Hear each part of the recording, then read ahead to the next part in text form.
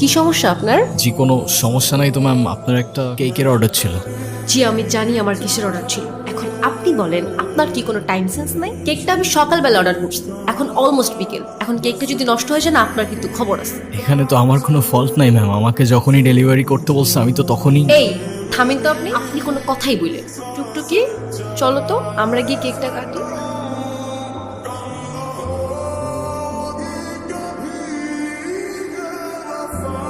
আচ্ছা সরি, আমি আসলে বুঝতে পারিনি আমার কথায় আপনি এভাবে মন খারাপ করবেন। আরে না না, আমি আপনার উপর কেন রাগ করতে যাব? ডোন্ট ওয়ারি, আমি কিছুই মনে করিনি, আপনি নির্দ্বিধায় থাকতে পারেন। তাহলে আপনি এভাবে দাঁড়িয়ে আছেন যে? আমি তো বিলটার জন্য দাঁড়িয়েছিলাম, ক্যাশ অন ডেলিভারি ছিল। সরি, আমি একদম ভুলে গেছি। এই যে আপনার পেমেন্ট। Thank you. আপনার নাম্বারটা দেওয়া যাবে? কেন? এমনি। 01669। হ্যালো, আসসালামু আলাইকুম। ওয়ালাইকুম আসসালাম, কেমন আছেন? কি বলছেন? আমি জুই, ওই যে আজকে আপনাকে যে মেয়েটা বকলো, আমি সেই মেয়েটাই। ও আচ্ছা, হ্যাঁ বলুন। আচ্ছা, আমার জন্য একটা পেস্ট্রি আনতে পারবেন? আমি আপনাকে টাকা দিয়ে দিব। এখন তো প্রায় 1:30 বাজে। তো কি হয়েছে, আপনাদের তো 24 আওয়ার সার্ভিস। আচ্ছা, আপনি আমাদের অ্যাপ থেকে অর্ডার করুন, কেউ না কেউ গিয়ে দিয়ে আসবে। না, আমার তো আপনাকেই লাগবে। মানে? না মানে, আপনি যদি একটু আসতেন ভালো হতো। এখন তো অনেক রাত, কে না কে আসে, আর সময়ও ভালো না। যদি কোনো দুর্ঘটনা ঘটে। আর পেস্ট্রিটা আমার জন্য না, একটা বাচ্চার জন্য। খুব বায়না করছে, আপনি একটু নিয়ে আসেন না প্লিজ। আচ্ছা ঠিক আছে, আপনি অর্ডারটা করুন, আমি নিয়ে আসছি। ওকে। কি দেখছেন? আপনি তো বলেছিলেন পেস্ট্রিটা একটা বাচ্চার জন্য, রাইট? আমি তো বাচ্চাই, আমার বয়স কি বেশি নাকি? আচ্ছা যাই হোক, আমার বিলটা দিন, আমি চলে যাই। বসেন তো, দেখতেছেন একটা মানুষ খাচ্ছে আর আপনি তাকে তাড়া দিচ্ছেন, এটা কেমন কথা? হ্যাঁ আচ্ছা, আপনার বাসায় কে কে আছে? কেউ নেই। আপনার বাবা মা কোথায়? জানি না, আমি আমার সম্পর্কে কিছুই জানি না। আমি কে, আমার বাবা কে, মা কে, কোথায় আছে, কিচ্ছু জানি না। আপনার কোনো বন্ধুও নেই? না। আজকে থেকে আমি তোমার বন্ধু। ফ্রেন্ডশিপ মোবারক হো মেরা দোস্ত। শুক্রিয়া, আর ফ্রেন্ডশিপ মুবারক হোক।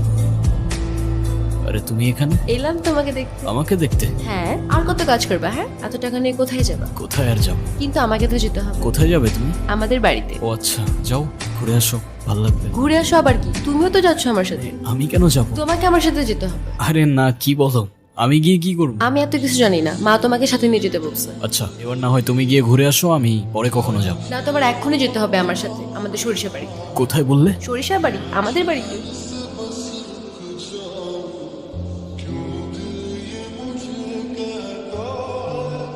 মা, ও কবির, ওর কথাই তোমাদেরকে বলছিলাম। সেটা তো ঠিক আছে। তা বাবা কেমন আছো তুমি?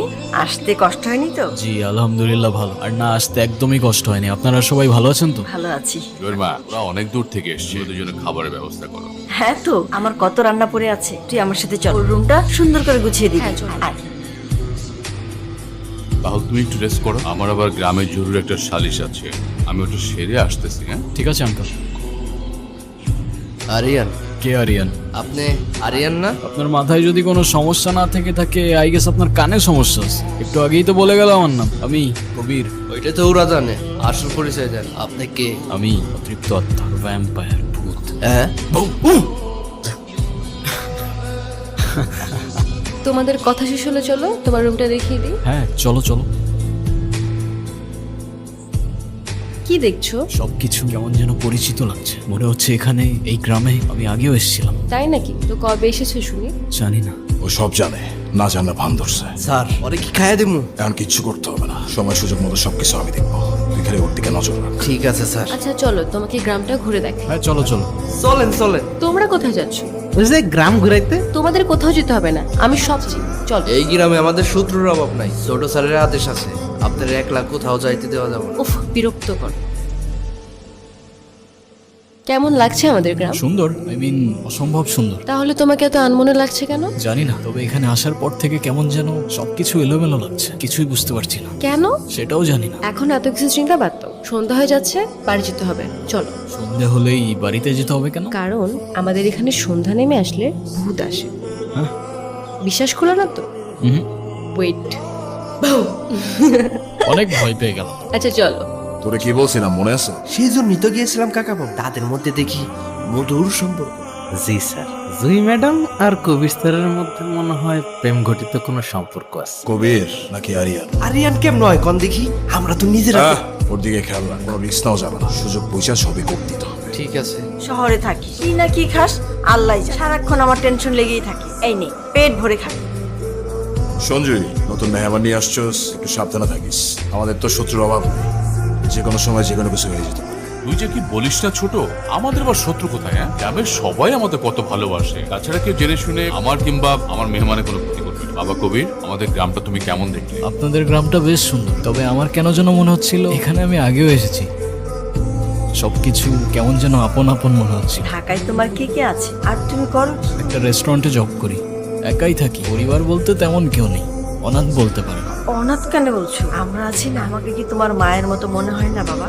তাছাড়া সব মায়ের না সব সন্তানকে আপন মনে হয়, অনাথ মনে হয় না। আজ থেকে তুমি আমার সন্তানের মতো। এই বাড়ির দরজা তোমার জন্য চিরদিনের জন্য খোলা। তোমার যখন প্রয়োজন তখন তুমি আসবে, এবং তোমার যা প্রয়োজন তুমি আমার কাছে চাইবে। আপনাদের এই ভালোবাসাগুলো আমি কখনো ভুলতে পারবো না। আমার মতো একটা ছেলেকে আপনারা এভাবে আপন করে নেবেন ভাবিনি। তারা সবাই খুব ভালো মনের মানুষ। আপনাদের সাথে বসে প্রথমবারের মতো পরিবারের ফিলিংটা বুঝতে পারলাম। কিরে ছোট, তুই খাচ্ছিস না কেন? হ্যাঁ,